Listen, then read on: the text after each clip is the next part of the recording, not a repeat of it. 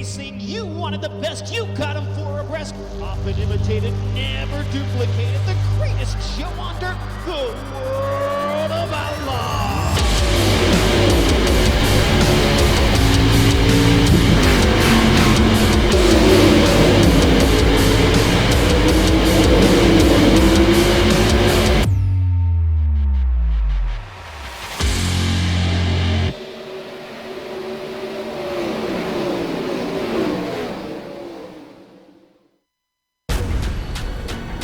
This is the original esport racing game.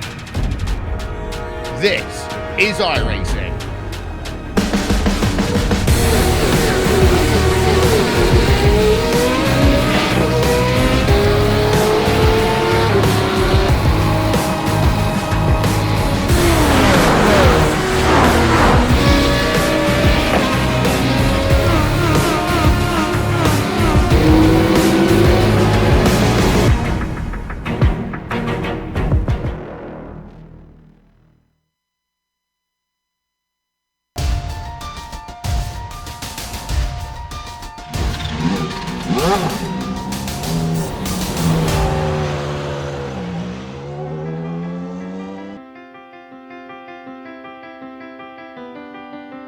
Michigan was a wild but entertaining and impressive ride for the Lotus 49 drivers. The oval proved old dogs can learn new tricks and put on some thrilling racing last week. But it's back to a sense of normalcy down here in Sao Paulo. Not only that, but there is the potential for the championship to be wrapped up by the end of today's race. We'll see what Interlagos has in store for us as we get ready to watch round 10 of the Lotus 49 Grand Prix Legends Series. And you'll see it all live on the Global Sim Racing channel and the iRacing Esports Network. Hi, I'm Joe Peak, and with me in the booth is our resident Lotus 49 expert, Mick Claridge. Behind the scenes is our director, Sean Crackers Ambrose, and he's using cameras provided by Dougie Beard. The Autódromo Jose Carlos Pache is more commonly known as Interlagos, which means between the lakes. But this track has to be read between the lines as well, with its split nature. Let's head down for a closer look at the track to see if we can unlock some of its secrets.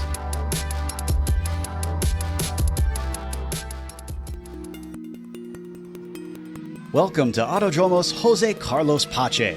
Most fans and drivers simply know this place as Interlagos. Starting life as an absolute behemoth of a circuit, this Brazilian track was eventually truncated to the version you see today. Having hosted Formula One for roughly 3 decades, it's become very well known on the international stage. But it has also held rounds in the World Endurance Championship, as well as frequently seen Brazilian stock cars, motorcycles, and even truck racing. There's little difference between its 2 layouts, which includes the GP course and the Moto course, which simply adds a chicane to the end of the lap. In both cases, it's a tale of 2 circuits. The run past the start-finish line and into the Sena S, followed by the blast towards the Descida do Lago, are very high-speed sections that come back-to-back. Drivers will need to focus on top end in order to attack or defend. Expect most passes to happen in those 2 corners.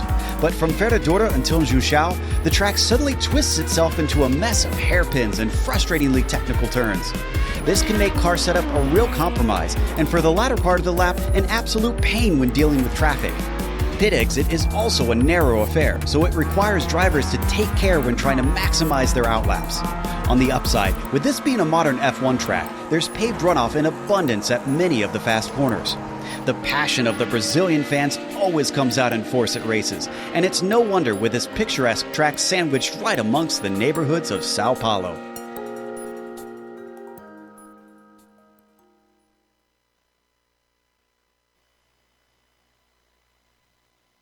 Mick, even though this track has only been in this shape since the 90s, it really feels like it's become something of a Formula One classic. Yeah, it really is a classic track, ain't it, Joe? Yeah, all sorts of corners on this place, and it's really tough to master it. You've got fast corners, you've got slow, you've got chicanes, you've got really, really slow hairpins as well. The key to getting around here quick is all in the power ramp of the car. You got to get the back end of the car out. Like we always say every week, this car drives on the throttle. It's going to be really great to see the guys really fight in this place now. Well, we'll watch them fight for quite a few laps, but before we get to that, let's take a look at the championships. As I mentioned, Rob Olenek leading it and could potentially wrap things up. The simple way to think about it is that if he outscores Marco Kika by 17 points, the championship is his. Now, that is going to require Marco to finish at least a little bit down the order. But he's been relatively consistent in his finishes, so the Finn could still keep it alive, but the championship is looking like an inevitability for Rob. Sadro and Price in a nice little fight for the third spot to settle out the podium, and then Peter Mikus, who's been quick, has not shown up every round, hence why we see him down in P5. Of course, we also have an F2 championship that we cover in this series. So, Mick, what's that one look like? Yeah, like I was saying last week, Joe, at Michigan, it looked like a two-horse race, didn't it? But Bill Tyler came from nowhere that race. He put it on second place on the grid, and he had a really great finish last week. And he's jumped up into the lead with 167 points now. David Rossi, everyone's here today.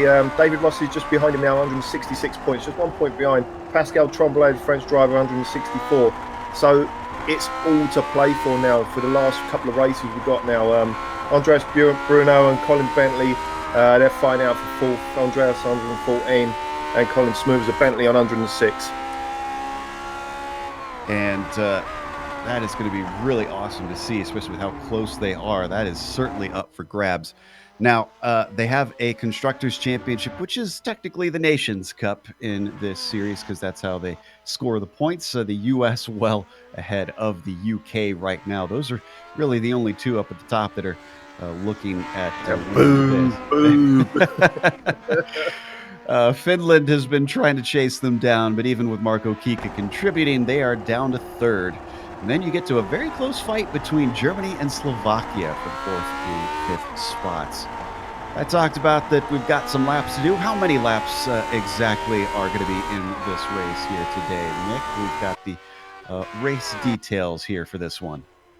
We almost have on my screen. There we go. It's round 10 of 12, Joe. Only two more races to go. Like I say, that F2 battle is going to really, really be great to watch now for the last couple of races.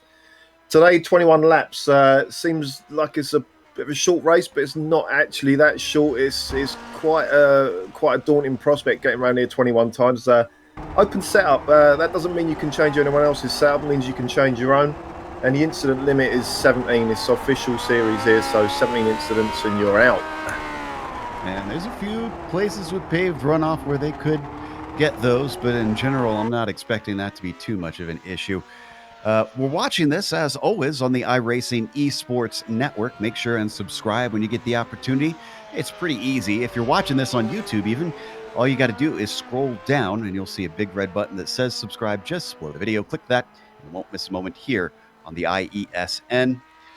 And we'd like to remind you that we have a merchandise store. This is a new thing here for GSRC. We've been adding a few things as well lately on this, including a new shirt that we've got. This is a split t-shirt that we've designed. It's got the GSRC logo. It's red on one side, white on the other. Now, the other thing we've done is not just make it for wearing, but also you can put this on your race car because it doubles as a splitter. And it'll add an extra 80 pounds of downforce to help you go faster around those corners. So just, roll it up and try to tuck it down on the front, and it should help you out around the racetrack. Not only that, Joe, I know there's a special deal that if you buy 10, they actually make a double bed.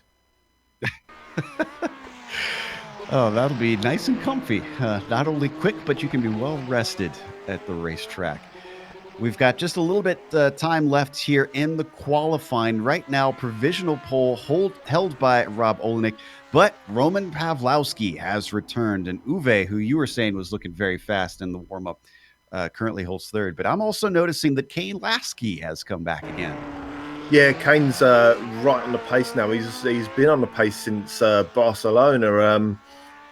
Trend here this week is you're normally going to get your fastest lap on your first lap of trying, so I'm not really expecting much of a change now up the top there. It's also pretty hot out there as we watch Jamie Hall come around, currently sitting in sixth place. 118 degrees Fahrenheit on the surface. Not the hottest you've seen, Mick, but still pretty toasty. Yeah, that's not the highest. We've had practice sessions up at 135, so people will be used to 118. All the tyres will be sorted by now. We've had a week of practice now. Everyone's got their setup sorted. I don't see too many problems with 118. Yeah, I'd expect it to go down though as the race goes on. I'm pretty sure that's going to happen. Yeah, it's a little after 4 p.m. virtual standard time, so the sun should be slowly going down, but shouldn't reach the horizon. That's everybody for qualifying, I believe. I'm checking. I don't think anybody is able to set a lap from here.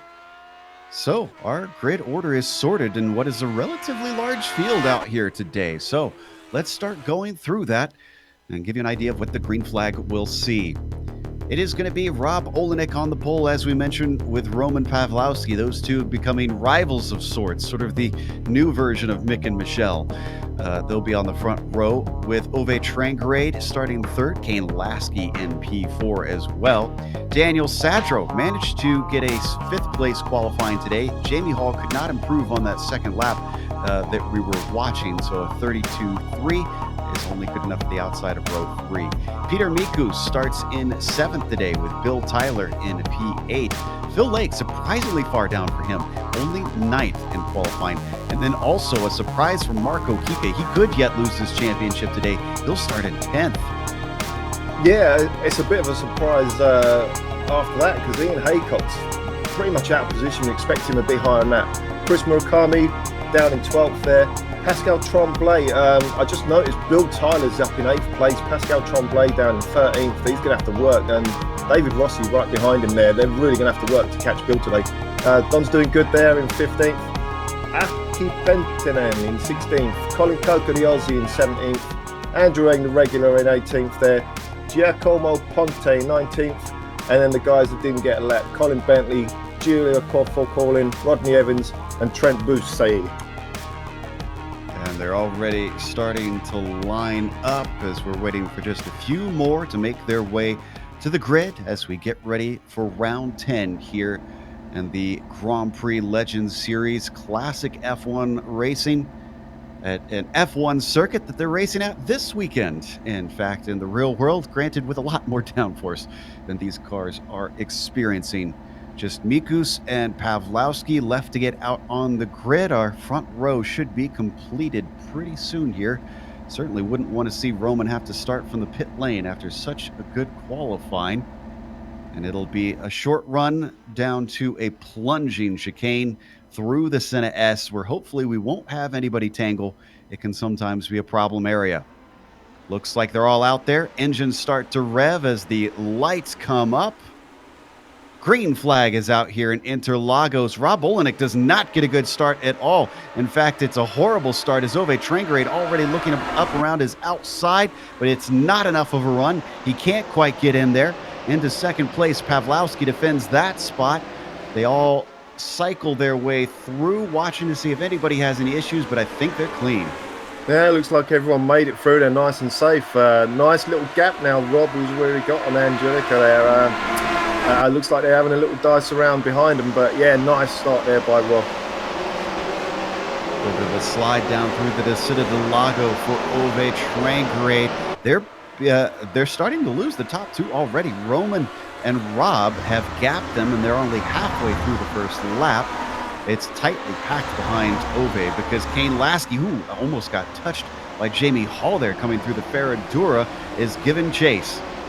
Yeah, I'd say out of everyone up here in the top 5 there is Kane Lasky. I think he might be a little bit out of position. I think he's got a nice bit of speed under him today. Expect him to be hustling up. As they swing through Magrulo up to the junction, and most cars, this is effectively the last corner, and it is just a straight blast up to the start-finish line. But Mick, this is a tricky one climbing this hill. Yeah, this is tricky. This is half throttle around this corner now. No one's on full throttle around it. You can't even get on full power until you get to the edge there on the grass. Rob crashed here yesterday in the race last night, losing the back end as he was going past the pit entry. So it just gives you an idea on how hard it is to get these cars around this front straight. Pretty single file into the first corner. Really, the only battle we've got into there is between Bill Tyler and Ian Haycox, and they're trying to settle out 10th position. And I think Ian's going to get it the long way around to the second apex. Bill Tyler very, very slow. Now as he's got Tremblay underneath him, and I think Pascal is also going to demote him. Yeah, just watching Bill now. Oh, he's all over Pascal now as well. Oh, he just lost the back end there as he was going through the left-hand sweeper. Oh, and we had Don Good off track behind them. Slides into the paved runoff. Looks like he almost got into the back of Bill Tyler. Unfortunately, caught Andrew Ang as well, and I think Giacomo Ponte got a little bit involved. He was the one that you saw slowed up there.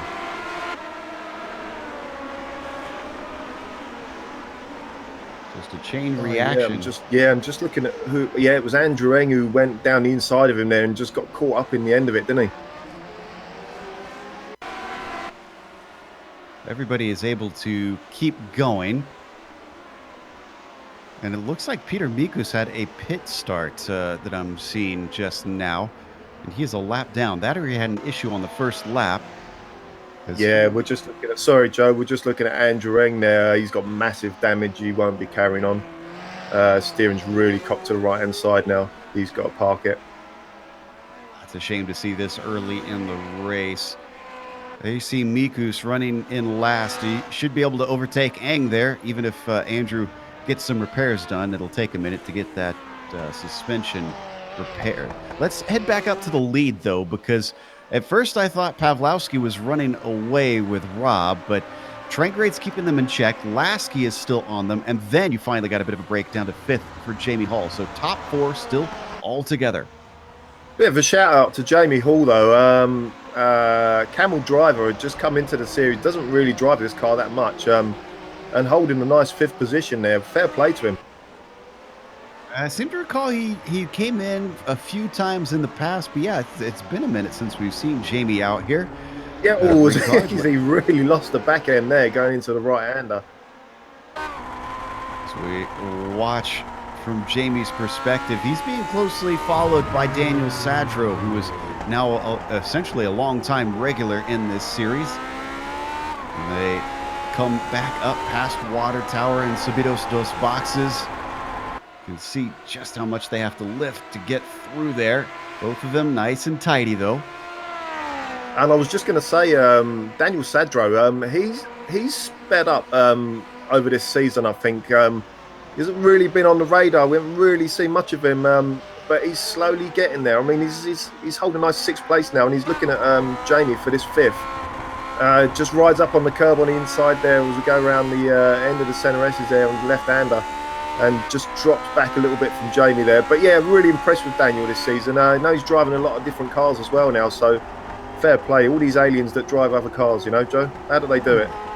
Yeah, he had a big snap there into the yeah, it was Lago. big, yeah. Thankfully, he caught it. But, I mean, it doesn't surprise me, Daniel, because of what I've watched of him in the Weekend Warriors. He steadily moved up until now he's essentially the 2nd fastest driver behind Gaspers in that series.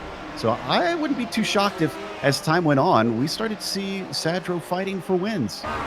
Yeah, I'm really impressed with anyone who can do that, who can jump from car to car in this on the service, you know. Just watching Kane Lasky there, yeah, these guys are really close, aren't they, Joe? This is a hell of a battle, this is. He's taking peeks here and there to see if he can maybe get a look on Trangrade, but Trangrade got too close behind Pawlowski as they came out of the junction. So they're all 3 checked up and backed off as this gives Rob Olenek a gap. You can see from above the 9/10 of a second that he's pulled away. Nobody looking like they've got a chance down into the Senna S here. No, I was riding on board with Kane there. Both Uwe and Roman went on the grass on the outside of the kink there, going up the hill over the front straight. Yeah, very even as I go round the left-hander now. Kane looks a little bit tight if I'm honest. Looks like Uwe's got a little bit more of a back end on his car, you know. He can power out these bends a little bit nicer. See how the rev... Oh, Roman's well wide there, and Uwe lost the back end as well there. That could give Rob a really nice... a nice extra little bit of a gap there now. Ooh, and Marco Kika. Oh, this is championship implications. Kika is off out of the Descent of the Lago, and he's got to wait for everybody to go by before he can get on track. What happened here? Looks like it was a pass attempt from Phil Lake. Did they come together? Yeah, they did. Marco he ran a bit wide on the left-hander then and just went on to that astroturfy stuff, and he's got his foot hard down there and he's lost the back end. Oh, that's terrible for him. If they touched, it was extremely slight. We could see from above there, he whipped back around and, as you said, spun off. Well, this sent him down to 13th place. He'll still score points in that position. They pay down to 25th, so everybody will score today. So I just watched it again, Joe. I don't think they did touch. I think he just lost it and then span off the opposite way round. Have to double check and see what they score for this position. It's 50 points for a win, so it is feasible that he could still lose the championship from here because Olenek is leading as we check in on 10th place, and it is a hornet's nest back here in the mid-pack being led by David Rossi in that F2 championship. Ian Haycock's behind him. Phil Lake is in there. Then you've got Tremblay and Tyler, 5 in a line. Yeah, I'm just wondering what happened to Bill. I can't remember what happened there. Do you know, Joe? Well, I think it's just fallen down the order, it looks like. Because remember, he got overtaken by a few drivers very early in the race. Yeah. Just looks like he lacks pace. This is good for David Rossi then. Absolutely. You saw the 3 points separating our top 3 in the F2 championship, and Bill Tyler was one of them. Rossi needed this, and he wants those cars to continue to separate them, as that was a huge slide from Phil Lake. He catches it, and another slide there from Ian Haycock. This heat is really starting to chew up the tires. Yeah, and once you do that, once you lose the rear end like that, it just happens over and over again, and it's a downward spiral in your lap time. You just can't get it back. You really have to hold back to get the car back underneath you. And Ian Haycock, we couldn't quite see it from that angle, just lost 9th place to Phil Lake around the outside. I don't think I've ever seen someone pass around the outside in these cars at Mergulo. That was impressive. Take a look at this one more time. There's another slip up from Haycock. You're going to see Ian get loose again. The Lake was there to take advantage. Wow, smooth as silk. Yeah, that was unbelievable pass, wasn't it? I mean, I know I was just saying about you have to back off after you overheat the tyres, but he wouldn't have had to have backed off that much. He really got caught there, didn't he? Yeah, don't know if it was backing off so much as the tires were still slipping and sliding around. So you can see the number 2 now riding in 9th place and seeing if he can take David Rossi as well. We've had a lot of action behind them for 15th. Colin Bentley gained a spot rather on Colin Coker, and Ponte was involved in that as well. They swapped positions twice within a couple corners here, these two. Oh, we're going to change again because here comes Bentley down to the inside of Giacomo, but he's going to be on the outside of the next corner. He'll swing back in favor of him down into the Ducks. Bill Bentley doesn't need it, though. He got the power off of the corner. So move Colin Bentley up to 14th. Yeah, and Ponte again lost the back end on the way round the right-hander there. Now they're just heading down to the last turn. I'm just watching on board with Colin Coker now, seeing if he can get... Oh, he ran really wide up there. That was... Colin Bentley ran really wide. I just want to watch now, see if Ponte can get anything done here. Looks like he's a little bit further back. Yeah, miles too... Yeah, nowhere near. That's annoying. And as that's been happening, I keep looking at Kane Lasky and Ove Trangarade. You talked about how Kane seems understeery. He's strong into the corners. There's been multiple times now where he's come within a tenth or two of the back of the Norwegian, but not able to pass yet. Yeah, it looks like, I'm sitting on board with him now, and he's really having to chuck some steering lock into the car to get it round these turns. Yeah, I'm not sure what sort of a South he's running this week, but it does look a little bit on the safe side to me. You know, you just as he loses the back end. But yeah, it's really going to be interesting to see how this plays out. Let me just have a quick check of the weather. Down at a degree. Once it gets down another 2 degrees or so, things are going to change up, I think. And things have gone from bad to worse for Marco Kika, and this one involves Ian Haycox. Kika hit the wall, so did Ian. And I think Ian's been able to get the car going, but he had it worse of the two. If we can get a replay of this, it was maybe about 40 to 50 seconds ago. Yeah, it looked like Ian lost it and then hit the wall on the inside, and Marco had nowhere to go there, didn't he? Doesn't look like he's got any damage. I think he's going to be able to carry on.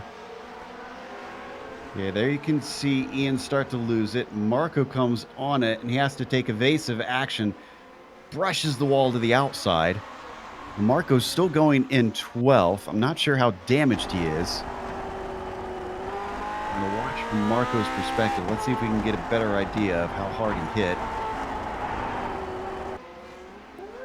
Yeah, I'm just watching on board. Yeah, just watching on board with him now, Joe. It looks like he's steering nice and straight. You know, he's running down the outside of the track there, you know, up on the limits there. So yeah, I think he's all right. Another little slide down through the Descida del Lago as we were back live and watching on board. Let's head back up to the front because the battle between the top four, it's almost looking like Rob Olenik's a bit of a cork in the bottle because he's not been able to drop them. They're just riding right behind them, and I wouldn't think the draft is powerful enough that they're using that to stay with them. No, honestly, Joe, I was expecting Rob to just sort of slowly disappear off into the distance, but that's just not happened, has it? I mean, look at these guys. One mistake, and you know, you could gain or lose a couple of spots here, you know, in this battle. Nobody's sticking their nose out as they break for the Senna S. This is where I keep seeing Kane get the closest to Trangarade for that final podium spot. This time, not quite there. Ove actually looking awful tight to the back of Pawlowski now, and could he maybe have a dive in the Descida del Lago? Nope, not going to be happening. Oh, but yeah, Pawlowski getting... Oh, Pawlowski really hot into the corner. Yeah, I was watching Uwe. He really gave it a boot for out that Senna S there, and it really paid off for him. Just watching Kane again on the brakes now. Nicely on the brakes for Kane there. Roman's just run a little bit wide, but he's going to get a nice entry into this slow right-hander now. Oh! Netcode between Pawlowski and Trangarade. Pawlowski has to try and catch it. Trangarade goes wide. Lasky can't get through, so second place goes to Ove. Third goes to Lasky.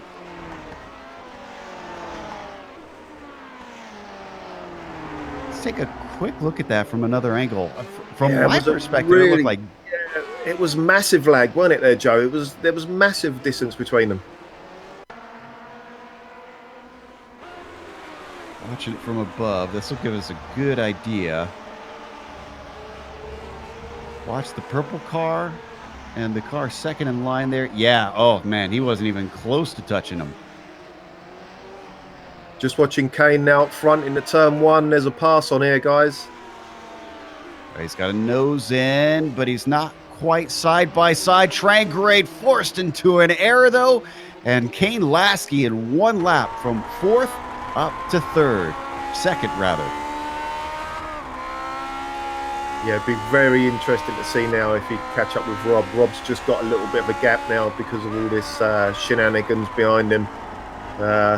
Both nicely now, Kane and Lasky, Kane and Uwe right round that huge S now. This is where you really have to fight the back of the car. And now down into the right hand on the brakes hard. Looked like Rob went a bit wide there, if I can see up ahead. 2.2 seconds separating Olenik and Lasky, but Lasky's been quicker than Rob in some cases. Now that he's been freed up, kind of curious to see how that'll go.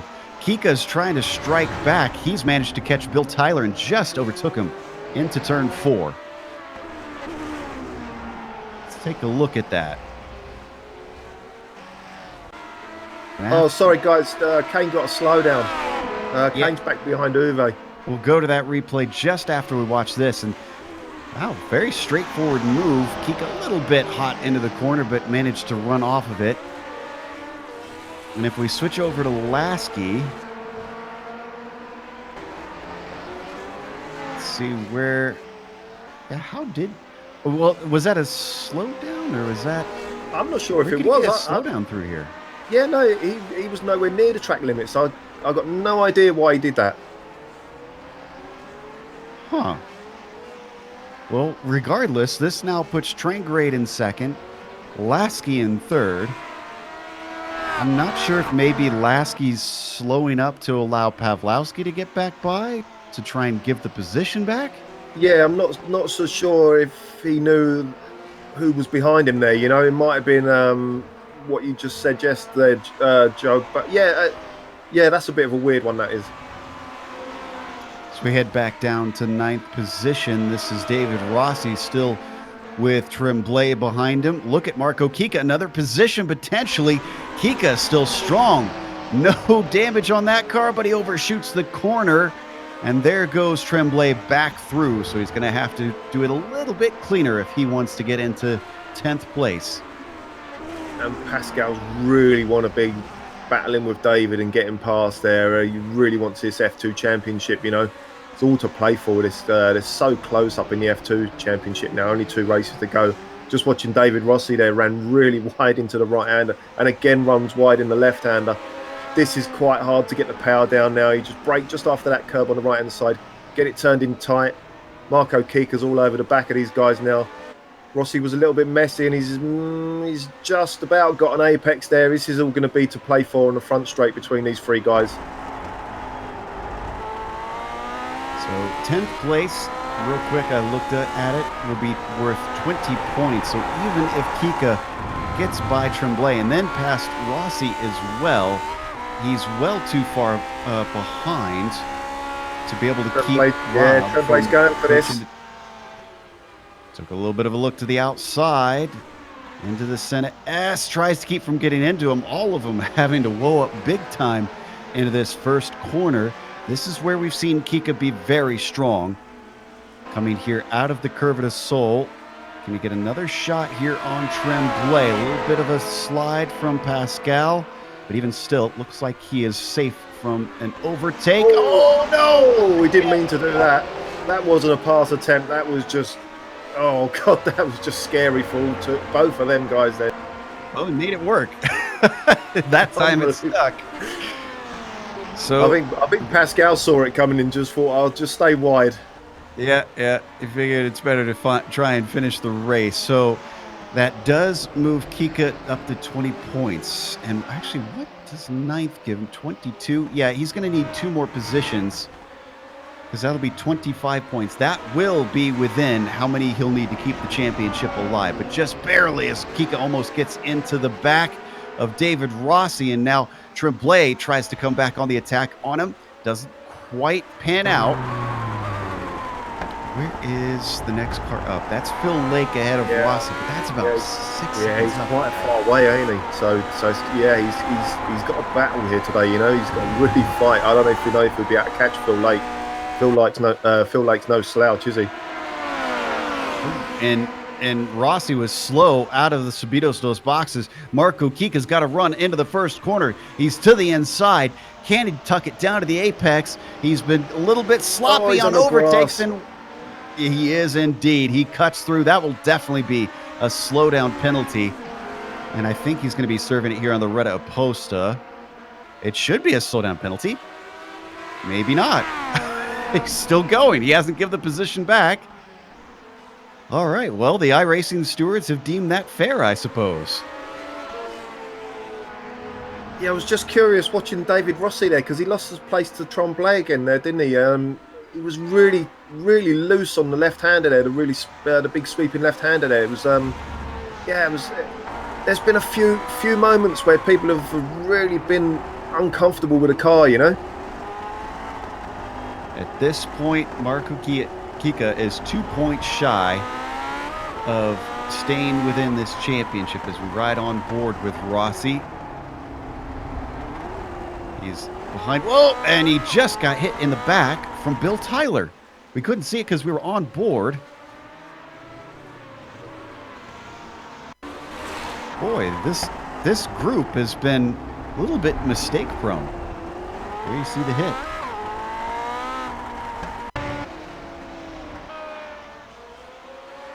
Is down into the duck's bill. Gonna watch it one more time. Rossi just taking a little too much through the apex.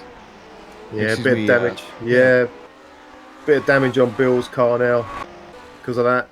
Oh, and he's really lost it into turn 1 there as well. Really lost the back end. Side by side with Rossi now. And Bill's got it. Bill's got the move. Is something wrong with Rossi's car? Because Yeah. I mean, he lost a spot to Kika and then Tremblay. His steering's miles out. Yeah, he's got damage there. After he was looking so good earlier on, let's watch the steering here. It's not quite a straight portion yet. Yeah, caught slightly to the left, maybe. Yeah, and what that does, it takes you a couple of laps to get used to it. But if it's only cocked slightly away like that, it normally means you're going to be fast round one way of a corner and slow on another one. So hopefully he'll be fast round left-handers and slow on the rights, and he'll be able to get a decent finish still. Second place has not been settled. Lasky's now got back on his horse, and Trangrade is in front of him, looking to see if he can get the higher spot on the podium here. So they come out of the curve at a Soul, and he's got to run. And he's been good into the corners, but how aggressive does he want to be? Not aggressive enough. Oh, and something happened to Chris Murakami because Marco Kika is now on top of him. When did this must have just happened. Excuse me, no. Murakami got overtaken by Lake, rather. Sorry, I was looking at my timing and scoring wrong. Let's take a look at this. This happened down the front stretch. Into the first corner. Lake with a great run, riding right under his gearbox. Forced to go the long way around, but he says, doesn't matter which way, I'm taking his 7th place away. That was all in the kink, Joe. When you get that right, I was just watching on board with Phil there. You can just enter that kink, and just keep your foot down hard so you're steering straight. You're not actually steering the car round the corner. You're using the power to do that. And that's exactly what he done there. Looking at 4th place, Pawlowski struggling now. The contact in the back of that car seems to have hurt Roman quite a bit because Dan Sadro has already run him down. This is going to be for 4th place. Pawlowski's about 5.5 seconds off the podium. And he certainly showed a lot more speed in the first half of this race. We've only got 5 laps to go, mind you, so we're just about done with the day. Yeah, that's right. Just looking at lap times there, Roman was 3/10 slower on that last lap. So yeah, this is on for Dan. Really, really closed up on brakes there. But Dan lost the front end there. He's understeering across the track there. Into the left-hander they go now. Hard on the power, hard as you can. Just watch the grass on the right-hand side, get it wound up, get it turned in. Roman's really wide there, but he should be able to cut across and get a nice apex somewhere.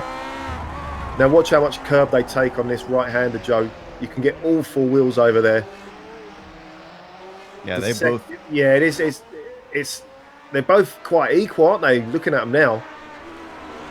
They certainly seem to be pretty evenly matched, and they need to be careful about how much they battle here at the end because Jamie Hall, you might be able to catch flashes of a 3rd car in line.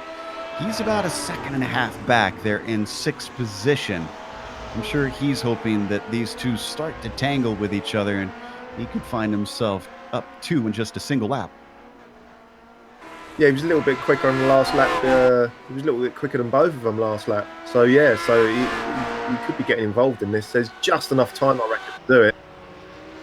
Uwe Trangrade with a bit of a mistake coming through the Senna S because Kane was getting awful close to the back of him.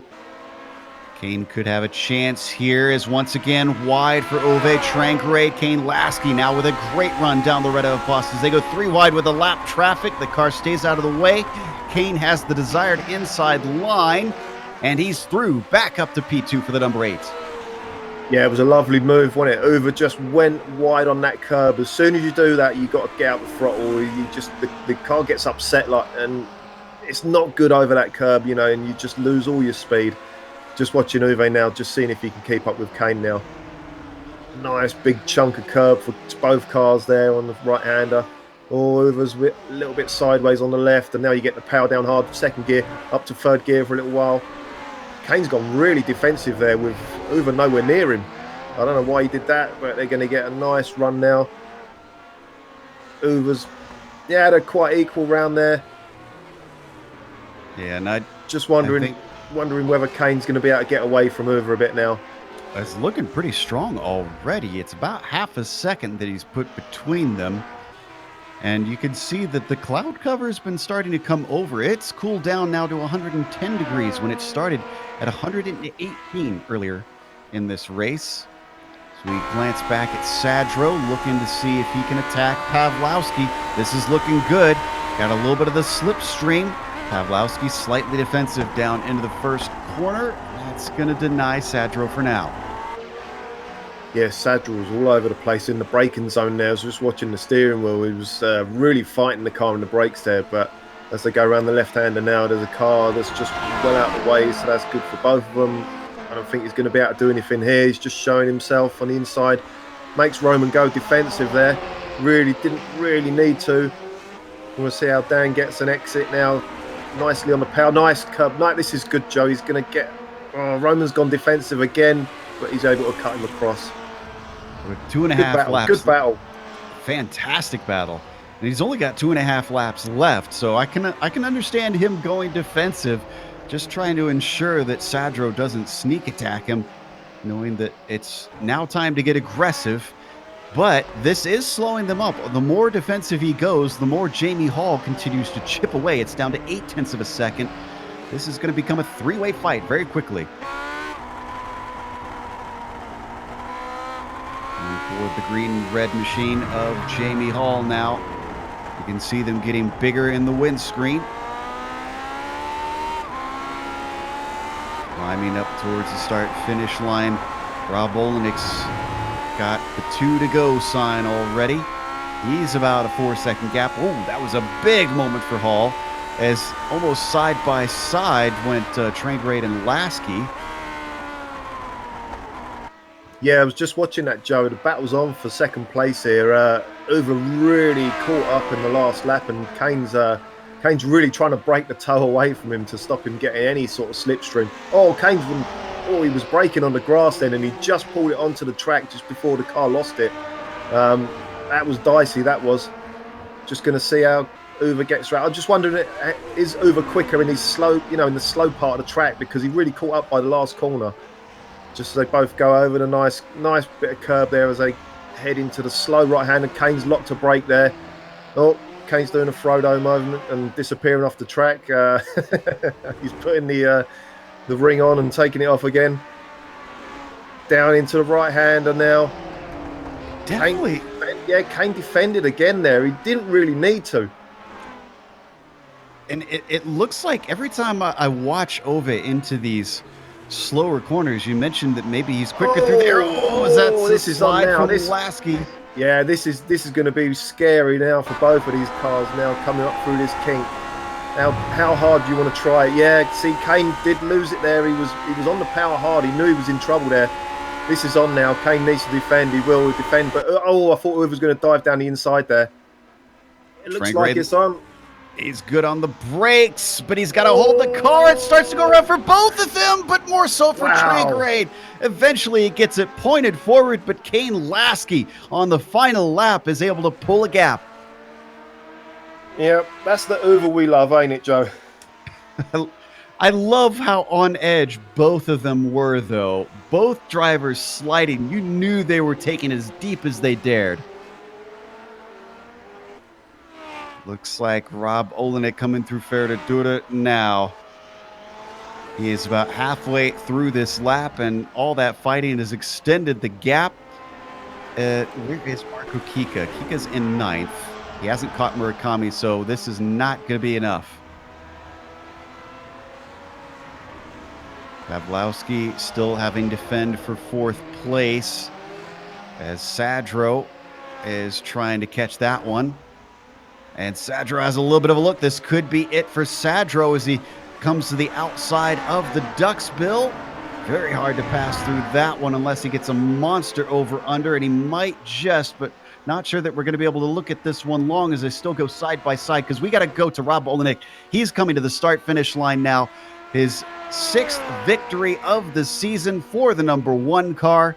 Olenek may have clinched the championship. Lasky going to take 2nd place and Trangrade 3rd, but Pawlowski managed to sneak through in 4th.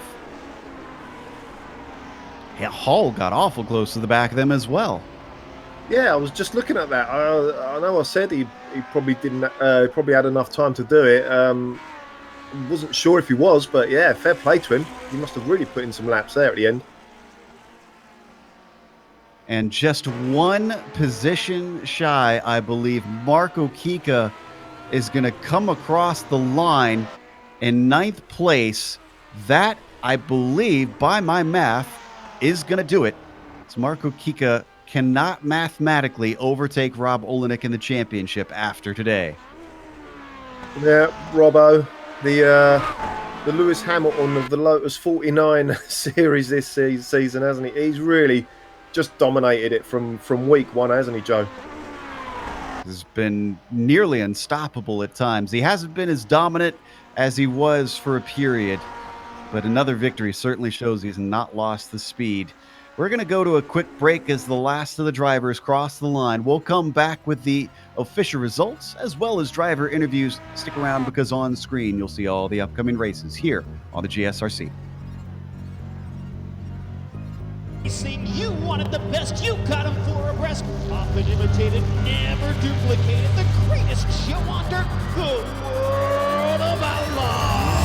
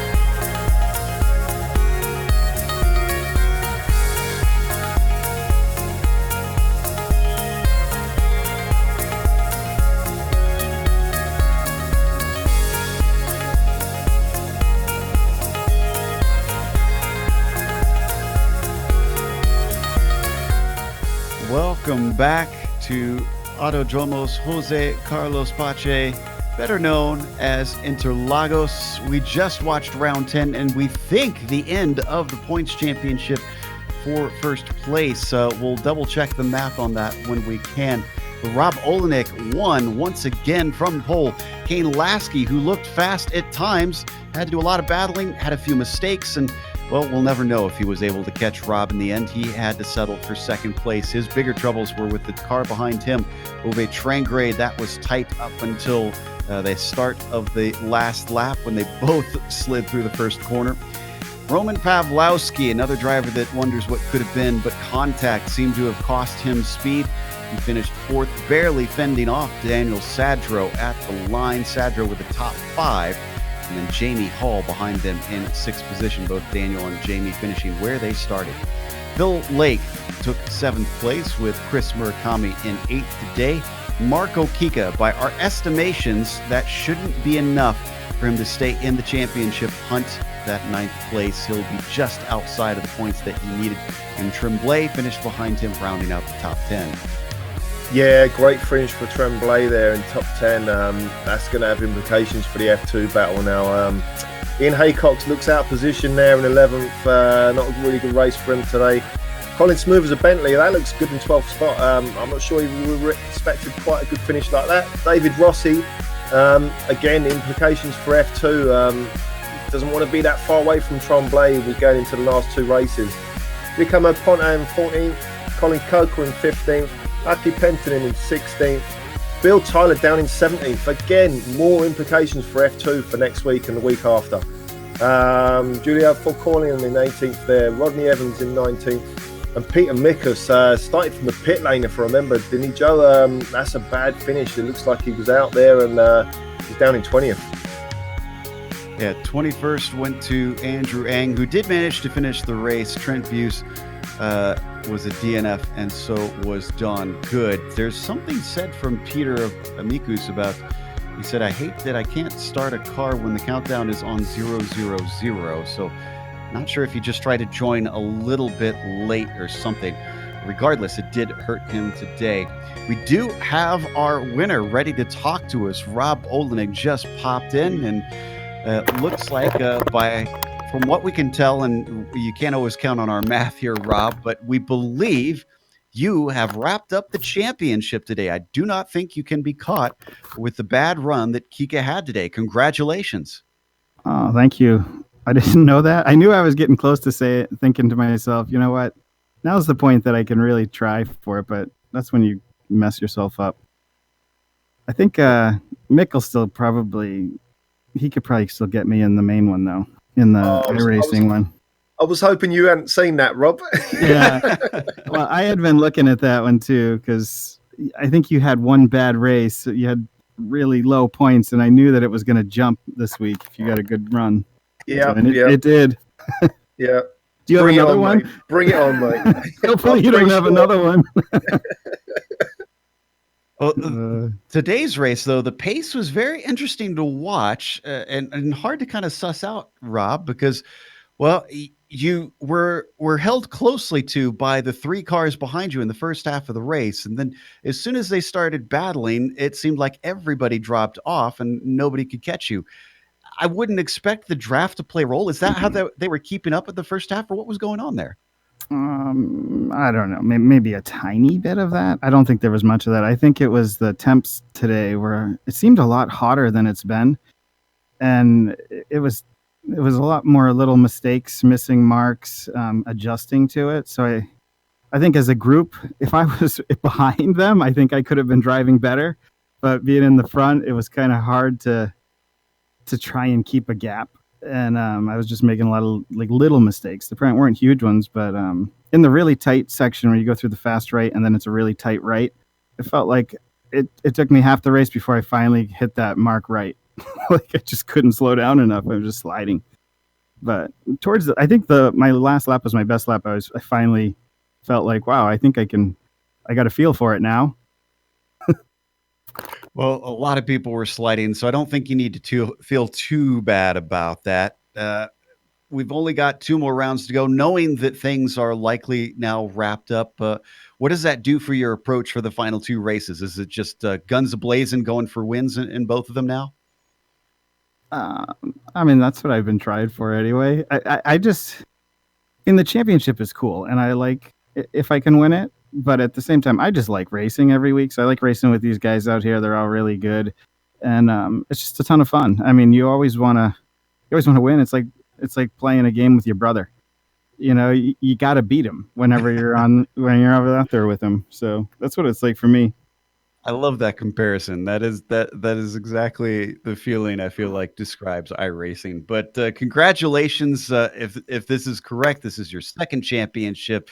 We hope to see you in the weeks coming. Okay, thanks, guys. See ya. That was Rob Olenek, our victor here today. And up next, Mick is going to be talking to Kane Lasky about that second place.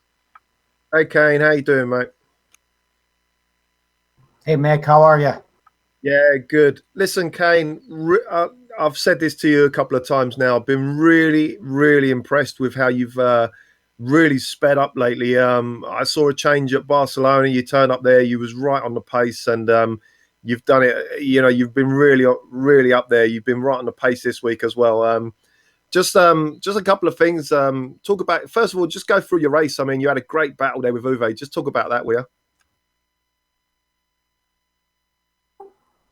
I mean, my race, I guess, was a good track position. Cost me a lot this week. It seemed like nobody really wants to win the race. I tried to just tuck in and not fight at the beginning and not let Rob get away.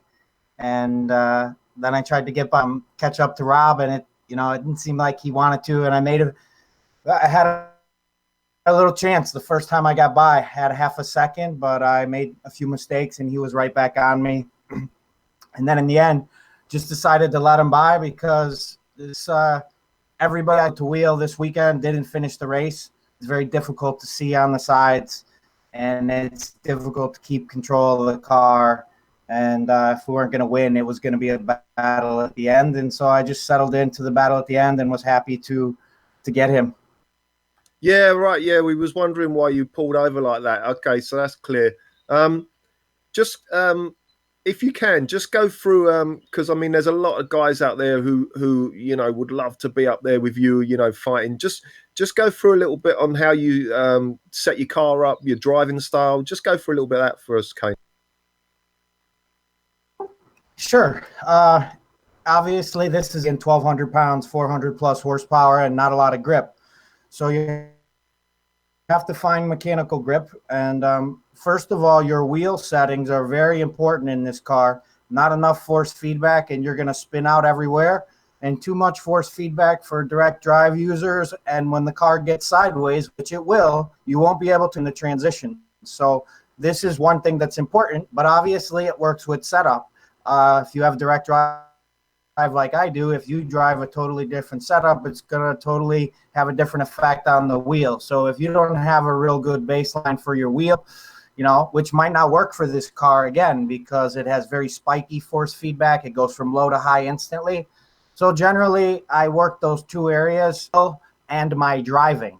Okay. The setup is third, I would say, because you can overpower the setup with your control inputs easily. So I try to drive like Jim Clark and Jackie Stewart say, smooth and do everything precisely. And that helps you figure out what to change with the setup and what to change with your wheel. And as far as that, the iRacing is amazing. With the direct drive wheel, every little tweak in the garage makes a difference that I feel.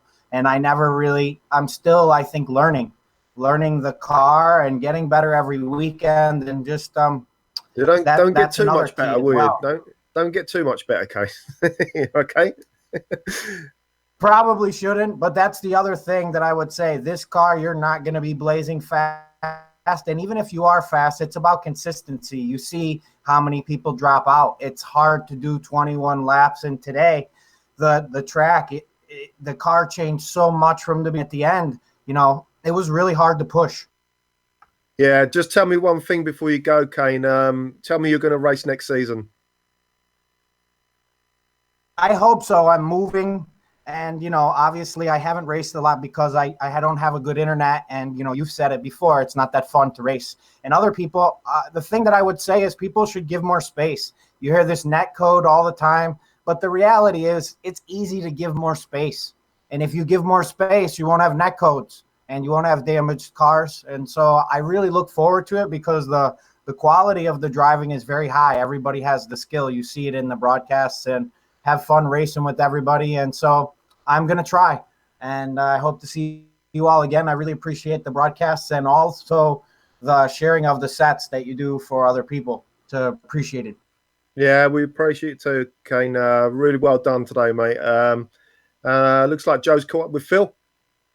Yeah, Phil Lake, who finished in 7th today after starting 9th, but that's not the whole story. It wasn't a straightforward run up 2 spots. Phil, you had a little bit of contact, speaking of netcode, like we were talking with Kane. Looks like a little netcode contact with Marco Kika.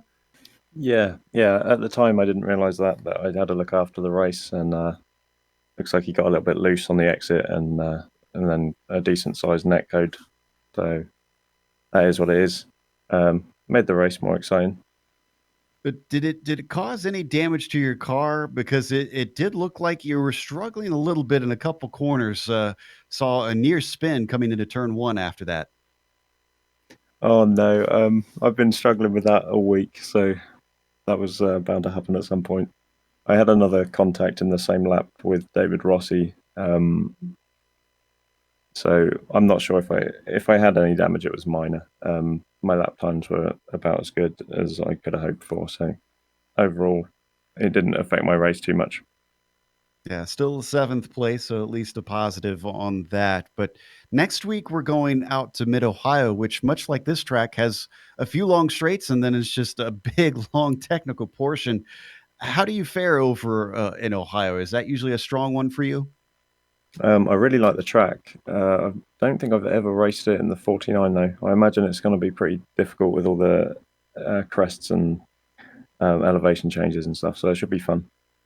It is definitely challenging with the power that this car has. Well, thanks for coming to talk to us. Is there anybody you'd like to thank before we let you go? A quick thanks to Rob for sharing his set, and the DT guys for helping me get up to speed this week. Of course, that is the Dirty Torque team that Phil is talking about. That was our seventh place finisher, Phil Lake. And that's going to wrap up our interviews for today, which takes us to a few thank yous. A big one, of course, to the Lotus 49 community itself, who have brought us back for another season of coverage here. We're looking forward to hopefully getting to cover them next season as well. And also thank you to the companies that provide the software and the hardware for our broadcasts. You can see them listed here on your screen. Additional thanks go to June Lalonde, who provides our wonderful music. See the screen for how to get a hold of more of her great work. And also thanks to the team today, Mick, Sean, and Dougie. If you'd like to find out more about GSRC, including upcoming races, you can find it at globalsimracingchannel.com. You can also check us out on social media. Our Twitter is @GSR Channel. Facebook is Global Sim Racing Channel, and Instagram is GSRC_Graham. If you'd like to support us, we've got a merchandise store now where you can buy a few items. The link is in the description below. And the next race is going to be, as I mentioned, at Mid Ohio. That'll be Saturday, November 23rd at 8:30 a.m. Eastern. We also have upcoming races for other series listed on the screen. Check those out and mark them down on your calendar. Until next time, though, race clean, race hard. We'll see you on the track.